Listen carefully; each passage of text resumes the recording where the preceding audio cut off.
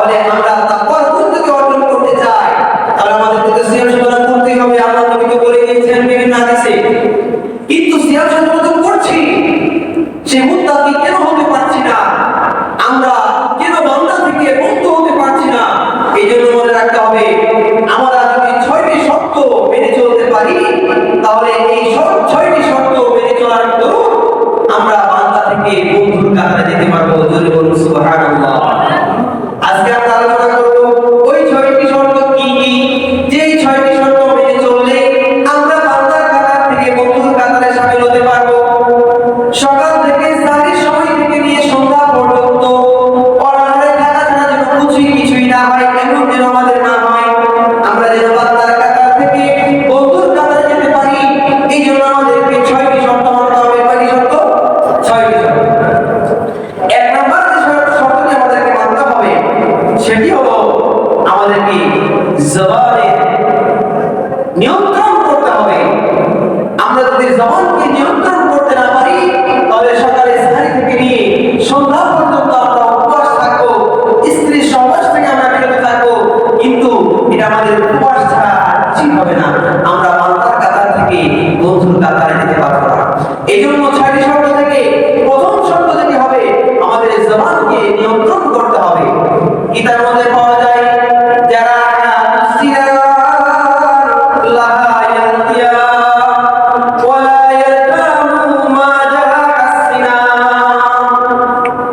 কিতাবের মধ্যে পাওয়া যায় যে এই জিহ্বা, এই জবান এমন একটা জিনিস, এর দ্বারা যে কত হয় এটা কোনদিন না বুঝে না। এটা রয়ে যায়, মনে করেন একটা অস্ত্র দিয়ে, একটা ছুরি দিয়ে যদি কোনো কিছু কাটে তো সেটা মিশে যায়, সেটা নিশ্চিহ্ন হয়ে যায়। কিন্তু আমার কথা দ্বারা, আমার জবান দ্বারা যদি কেউ কষ্ট পেয়ে থাকে এটা কিন্তু চিরকাল কেউ ভুলে না। মা ঠিকই করে কিন্তু চিরকাল মনের মধ্যে হয়ে যায়।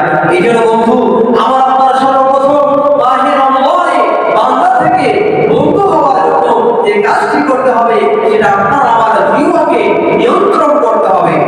বিশ্বনবী সাল্লাল্লাহু আলাইহি ওয়াসাল্লাম তিরমিজি শরীফের মধ্যে 2406 নম্বর হাদিসে ইরশাদ করেছেন, এক সাহাবী জিজ্ঞাসা করেছেন, মান নাজা ইয়া রাসূলুল্লাহ, ইয়া রাসূলুল্লাহ সাল্লাল্লাহু আলাইহি ওয়াসাল্লাম, আমরা কি কাজ করলে সহজেই মুক্তি পাবো? কি কাজ এমন রয়েছে যেটা করলে আমরা মুক্তি পেয়ে যাব? বিশ্বনবী সাল্লাল্লাহু আলাইহি ওয়াসাল্লাম তিরমিজির 2406 হাদিস 6 নম্বর হাদিসের মধ্যে ইরশাদ করেন, আমসিক আলাইকা লিসানাক, তোমার মুক্তি পাওয়ার জন্য সর্বপ্রথম যে কাজটি করতে হবে সেটা তোমার জিহ্বাকে নিয়ন্ত্রণ করতে হবে। তাহলে আমরা বুঝতে পারলাম, আমরা যদি মুক্তি পেতে চাই আমাদের সর্বপ্রথম কাজ হলো জিহ্বাকে নিয়ন্ত্রণ করা। আল্লাহ নবী সাল্লাল্লাহু আলাইহি ওয়াসাল্লাম আরো দুটি কাজ বলেছেন মুক্তি পাওয়ার জন্য। এক নম্বর বলেছেন, আমসিক আলাইকা লিসানাক, তুমি তোমার জিহ্বাকে নিয়ন্ত্রণ করো। 2 নম্বর কাজ বিশ্বনবী বলেন, ওয়াকি আলা খাতিআতি, তুমি তোমার মনের উপরে আল্লাহর কাছে ক্রন্দন করো। আমরা তো আল্লাহর কাছে ক্রন্দন করাটাকে ভুলে গেছি। আল্লাহর কাছে যে ক্রন্দন করতে হয় এটা আমরা তো মনে জানি না। আপনারা জানবেন 3 চক্ষু এমন আছে যেটা কোনোদিন জাহান্নামে পড়বে না, কোনোদিন জাহান্নামে পড়বে না। 3টা চক্ষু এমন আছে, তার মধ্যে একটা চোখ এমন, আইনুন তাবকি মিন খাশিয়াতিল্লাহ, ওই চোখ যে আল্লাহর ভয়ে ক্রন্দন করে, কিন্তু এটা আমরা ছেড়ে দিয়েছি। 3 নম্বর মুক্তির উপায় বিশ্বনবী সাল্লাল্লাহু আলাইহি ওয়াসাল্লাম বলেন, ওয়ালিয়াসাকা বাইতুক, এবং তুমি তোমার ঘরে থাকাকে যথেষ্ট মনে করো। বেশি বেশি বাজারে যেও না, বেশি বেশি রাস্তাঘাটে ঘুরো না, বেশি বেশি আড্ডা দিও না। বেশি সময় তুমি মসজিদে এবং বেশি সময় তুমি ঘরের মধ্যে থাকো। ঘরের মধ্যে প্রয়োজন সেটা মসজিদে আসবে ইবাদতের জন্য, বাকি বেশি সময় বাজারে রাস্তাঘাটে না কাটিয়ে আমাদেরকে কোথায় থাকতে হবে ভাই? আমাদেরকে বেশি সময় ঘরের মধ্যে থাকতে হবে। এই 3টি কাজ আমাদের বিশ্বনবী সাল্লাল্লাহু আলাইহি ওয়াসাল্লাম তিরমিজির 2406 নম্বর হাদিসের মধ্যে বলে দিয়েছেন। তাহলে আমরা বুঝতে পারলাম, বান্দা থেকে বন্ধুর কাতারে যাওয়ার জন্য প্রথম কাজ আমাদেরকে আমাদের জিহ্বাকে নিয়ন্ত্রণ করতে হবে। 2 নম্বর যে কাজটি আমাদেরকে করতে হবে, বিশ্বনবী সাল্লাল্লাহু আলাইহি ওয়াসাল্লাম বলেন, আমাদের হাত, আমাদের জবান, আমাদের অন্যান্য যে অঙ্গ প্রত্যঙ্গগুলো আছে এগুলো থেকে আমার উপর ভাইকে নিরাপদ রাখতে হবে। এই কাজটা আমাকে করতে হবে।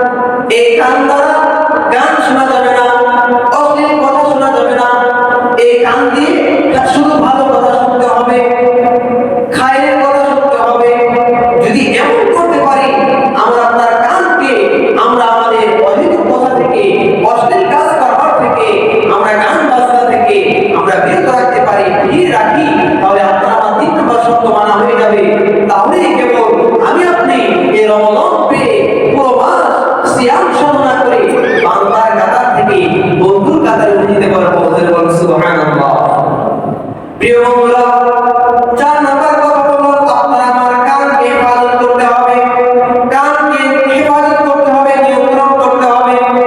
5 নাম্বার যে কাজটি আমার আপনার করতে হবে সেটা হলো আমার আপনার অন্তরকে পরিশুদ্ধ করতে হবে। এবং 6 নাম্বার যে কাজটি করতে হবে সেটা হলো অন্তর পরিশোধন করলেই চলবে না, আপনাকে আমাকে হালাল খাবার খেতে হবে। সারাদিন রোজা রাখবো, উপবাস থাকবো, থাকার দ্বারা কোনো সওয়াব হবে না, শুধু পানাহার থেকে বিরত থাকাই হবে যদি আমি আপনি হারাম খাবার দ্বারা সেহরি করে থাকি। যদি আমি আপনি হারাম খাবার দ্বারা ইফতারি করি তাহলে এটা দ্বারা আমার আপনার কোনো সওয়াবই মিলবে না। এই জন্য প্রিয় বন্ধুরা, আমার আপনার প্রথম 4 নাম্বার 5 নাম্বার কাজ হলো আপনার আমার হারাম খাবার থেকে বাঁচতে হবে। হারাম খাবার থেকে যদি বেঁচে যাই তাহলে আমার সামান্য ইবাদত আমার নাজাতের উপায় হয়ে দাঁড়াবে। রোজা রেখে কষ্ট হবে না, রোজা রেখে তৃপ্তি পাবেন, আরাম লাগবে। কিন্তু যদি হারাম থেকে না বাঁচেন তাহলে দেখবেন সারাদিন রোজা রাখতে বড়ই কষ্ট হয়। এই জন্য 5 নাম্বার কাজ হবে আমার আপনার হারাম থেকে, খাবার থেকে নিজের পেটকে বিরত রাখতে হবে।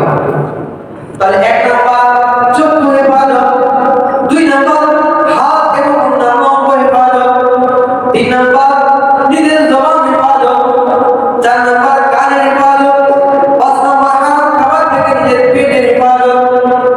এই 5টা যদি করি এরপর কোনো লাভ হবে না যদি আমি আপনি আমার আত্মাকে পরিশোধন না করি। এই জন্য আপনারা জেনে থাকবেন 30 নম্বর সূরা শামসের মধ্যে আল্লাহ পাঁচটি জিনিসের কসম খাওয়ার পরে আল্লাহ বলেন কদ আফলাহা মান যাক্কাহা, তোমাদের মধ্যে সফল কেবল ওই ব্যক্তি যে তার আত্মাকে পরিশোধন করেছে। এমন যেন না হয় আমরা উপরে 5টি শর্ত মেনেছি কিন্তু আমরা আপনার অন্তরের মধ্যে এমন কাজ করছি যে আমি তো সবগুলোই মেনেছি, আমি মনে হয় শ্রেষ্ঠ আল্লাহ, আমার জন্য মনে হয় জান্নাত তৈরি হয়ে আছে, মুসলমানদের মধ্যে মনে হয় আমি প্রকৃত মুসলমান। এমন যদি অহংকার, তাকাব্বুর, রিয়া আমার অন্তরের মধ্যে কাজ করে তাহলে আমার এই রোজা আমাকে মুক্তি করতে পারবে না, এই রোজা আমাকে মুক্তি দান করতে পারবে না। এই জন্য যেভাবে আমরা উপরে 5টি শর্ত মানবো ঠিক তার চেয়ে বেশি দুর্বল এবং জরুরি ভাবে আমি আপনার আত্মাকে পরিশোধন করব। আমরা জানি যে আমাদের শারীরিক ডাক্তার আছে, এই জন্য মানুষ আক্রান্ত হলে, অসুস্থ হলে ডাক্তারের কাছে যায়, কিন্তু আমাদের এটা অজানা যে আত্মাধিক ডাক্তার আছে। আমাদের আত্মাধিক ডাক্তার আছে। অনেকের ইবাদত ভালো লাগে না, নামাজে দাঁড়ালে অস্থিরতা কাজ করে, মন চলে যায় দুনিয়ার দিকে, দুনিয়া ভালো লাগে, আখিরাত ভালো লাগে না। তার মানে বুঝতে হবে আমি রোগাক্রান্ত, বুঝতে হবে আমি ব্যাধিগ্রস্ত। এই জন্য আমার কাজ হবে নিজের বুজুর্গের কাছে গিয়ে আমার হালতটাকে তুলে ধরে ওনার কাছ থেকে প্রেসক্রিপশন নেওয়া, ওনার কাছ থেকে প্রেসক্রিপশন নেওয়া যে হুজুর, ওস্তাদজি আমার ভালো কাজ ভালো লাগে না, খারাপ কাজ খারাপ লাগে না, আমাকে বিশেষ কিছু আমল দান করুন যার দরুন আমার আত্মা পরিশোধন হবে, আমার ভালো কাজগুলো ভালো লাগবে। এই জন্য বন্ধুরা আমরা উপরে 5টি শর্ত তো মানবই, সাথে সাথে 6 নাম্বার যে শর্তটি আমাদের আত্মাকে পরিশোধন করব। সবাই করার জন্য রাজি আছেন ইনশাআল্লাহ? আল্লাহ আমাদের সবাইকে আমাদের আত্মাকে পরিপূর্ণরূপে পরিশোধন করার তৌফিক দান করুন, সকলে বলুন আমিন। প্রিয় উপস্থিতি, এই 6টি শর্ত যদি আমরা মেনে চলতে পারি তাহলে আমরা বান্দার কাতার থেকে বন্ধুর কাতারে যেতে পারবো। এবং সার কথা হলো, মূল কথা হলো আমাদের কি কাজ করলে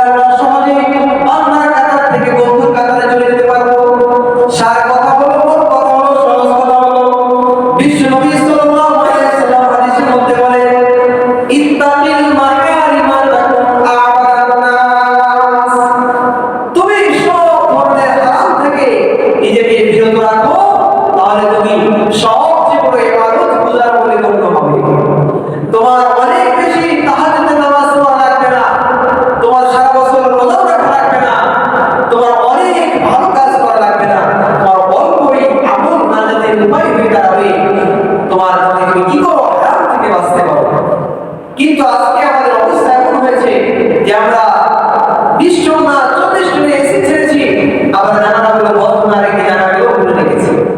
বলুন, যদি আমরা 40 জনের এসি চালু করি আর জানালাগুলো খুলে রাখি, ঠিক যেমনি ভাবে এই মসজিদ শীতল হবে না, ঠান্ডা হবে না, ঠিক তেমনি ভাবে আমরা যদি উপরোক্ত 6টি শর্ত মেনে হারাম থেকে বিরত না থাকতে পারি, তাহলে আমার সকাল থেকে সারি সময় থেকে নিয়ে সন্ধ্যা পর্যন্ত উপহাস করা ছাড়া আর কোনো সব মিলবে না।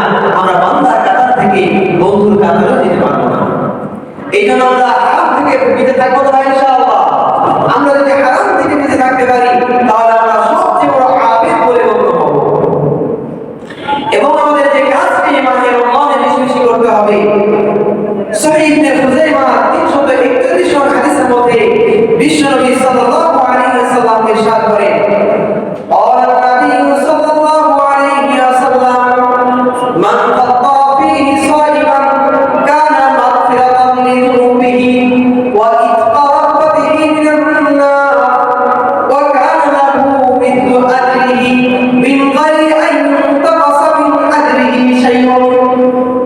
সহিহ ইবনে খুজাইমা 341 নম্বর হাদিসে বিশ্বনবী সাল্লাল্লাহু আলাইহি ওয়াসাল্লাম বলেন, রমজান মাসে একটা বড় আমল হলো, সহজ আমল, যদি করতে পারো বড় সৌভাগ্যবান হয়ে যেতে পারবা। সেটা হলো তোমরা রোজাদার ব্যক্তিকে ইফতারি করাবে। আজকে তো আমরা এই কাজটা ভুলে গেছি। আমরা মনে করি ভাই আমার পাশের যে ঘর আছে, পাশের যে বাড়ি আছে, অভাবগ্রস্ত তো না। নবীজি সাল্লাল্লাহু আলাইহি ওয়াসাল্লাম তো অভাবগ্রস্তের কথা বলেননি। যদি অভাবগ্রস্ত হয় তাহলে একের মধ্যে 10। অভাবগ্রস্ত হলো আবার রোজাদারকে ইফতারি করানোর সওয়াব হয়ে গেল। যদি অভাবগ্রস্ত না হয় তাতেও কোনো সমস্যা নাই। আমার পাশের ঘর, আমার প্রতিবেশী, আমার বন্ধু, আমার পড়োশী যে রয়েছে, আমি নিয়ত করি যে আমি প্রতিদিন তার বাড়িতে ইফতারি পৌঁছে দিব। তিনিও যদি নিয়ত করে যে আমার যে পাশের ঘর আছে, আমি আমার ঘরের পাশের ঘরে আমি ইফতারি পৌঁছে দিব, তাহলে কি হলো? আমি তো নিজের রোজার সওয়াব পেলাম, আমি আমার ভাইয়ের বাসায় পৌঁছানোর কারণে আমি আরেকটা রোজার সওয়াব পেয়ে গেলাম। শুধু কি রোজারই সওয়াব পাবো? বিশ্বনবী সাল্লাল্লাহু আলাইহি ওয়াসাল্লাম বলেন, যদি আমার উম্মতেরা রমজান মাসের পর ভাইকে ইফতারি করায়, তাহলে তার 3টা পরোয়ানা রয়েছে, 3টা প্রতিদান রয়েছে। সে 3টি পুরস্কারে পুরস্কৃত হবে। এক নম্বরে যে পুরস্কারটি থাকবে সেটা হবে কানা মাগফিরাতুন লিযুনুবি। আমরা আমাদের অপরাধের কারণে নৈরাশ হয়ে যাই। বিশ্বনবী সাল্লাল্লাহু আলাইহি ওয়াসাল্লাম বলেন, নৈরাশ হওয়ার কোনো কারণ নাই। তুমি যদি ইফতারি করো, প্রথম যে পুরস্কারটি পাইবা সেটা হবে তোমার গুনাহ আল্লাহ মাফ করে দিবে। এই জন্য আমাদের গুনাহগুলোকে মাফ করার জন্য নৈরাশ না হয়ে আমরা কি পথ অবলম্বন করব? আমরা আমার ভাইকে, পড়োশীকে, প্রতিবেশীকে আমরা ইফতারি করাবো। 2 নাম্বার পুরস্কার যেটা বিশ্বনবী সাল্লাল্লাহু আলাইহি ওয়াসাল্লাম বলেন, ইতকা রাকাবাতিহি মিনান নার। এবং জাহান্নাম থেকে আমরা মুক্তিও পেয়ে যাব। সুবহানাল্লাহ। আমাদের প্রত্যেকের দিলে তামান্না, আল্লাহ আপনি আমাদেরকে জাহান্নাম থেকে মুক্তি দিয়ে জান্নাত দান করেন। এইজন্য আমরা প্রতিদিন দোয়া করি। আমাদের হাফেজ সাহেবানরা আমাদেরকে তারাবির নামাজ পড়া, তারাবির নামাজের পরে দোয়া করেন, আল্লাহুম্মা আজরিনা মিনান নার, আল্লাহুম্মা আজরিনা মিনান নার। বারবার এই দোয়া করতে থাকে। এর অর্থ আল্লাহ আপনি আমাদেরকে জাহান্নাম থেকে মুক্তি দান করেন। তাহলে জাহান্নাম থেকে মুক্তি আল্লাহর কাছে তো চাইবো, সাথে সাথে উপায় হিসেবে আমরা আমার ভাইকে, আমার প্রতিবেশীকে ইফতার করবো। 3 নম্বর পুরস্কার বিশ্বনবী সাল্লাল্লাহু আলাইহি ওয়াসাল্লাম বলেন, তুমি যদি ইফতার করো, 3 নম্বর পুরস্কার হবে ওয়াকানা লাহু মিথলু আজরিহি। রোজাদার ব্যক্তির সমপরিমাণ সওয়াব তুমি পেয়ে যাইবা, মিন গায়রি আন ইউনতাকাসা মিন আজরিহি। তবে মনে রাখবা, তুমি যে রোজাদার ব্যক্তির সওয়াব পাইবা, এর দ্বারা যাকে ইফতার করিয়েছো তার সওয়াব থেকে সামান্য পরিমাণ কম করানো হবে না। সুবহানাল্লাহ। আল্লাহর কাছে তো কোনো কিছুর অভাব নাই। আমরা যদি আল্লাহর কাছে চাইতে থাকি, আল্লাহ দিতে থাকবে। আল্লাহর কাছে চাইতে থাকি, আল্লাহ দিতে থাকবে। এই জন্য 3 নাম্বার ইফতার করার যে পুরস্কার কি হবে সেটা হবে আমাদেরকে আল্লাহ সেই সমপরিমাণ সওয়াব দান করবে। এক সাহাবী জিজ্ঞাসা করলেন, ইয়া রাসূলুল্লাহ, আমাদের তো পেট পূর্তি করে, পেট ভর্তি করে ইফতার করানোর সক্ষমতা নেই, তাহলে কি আমরা ইফতারের সওয়াব পাবো না? ইফতার করতে পারবো না, রোজার সওয়াব পাবো না? বিশ্বনবী সাল্লাল্লাহু আলাইহি ওয়াসাল্লাম বলেন, আরে না না, পেট ভর্তি করে ইফতারি করা লাগবে না। কিন্তু একটি খুরমা দাও, একটি খেজুর দাও, একটু যদি দুধ দাও ইফতারি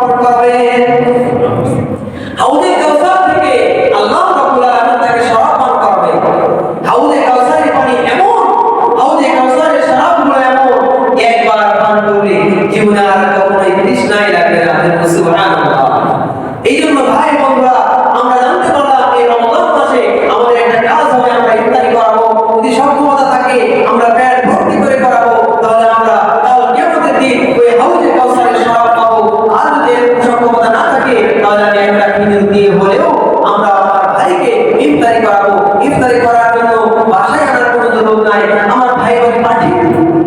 ভাইকে বলি, ভাই আমি প্রতিদিন আপনার ঘরে আমি খুরমা পাঠাবো, খেজুর পাঠাবো। আমি বলি, ভাই আমার বাড়িতে দুধ আছে, প্রতিদিন আমি আধা কেজি 1 কেজি দুধ আপনার বাসায় আমি হারিয়ে দিব।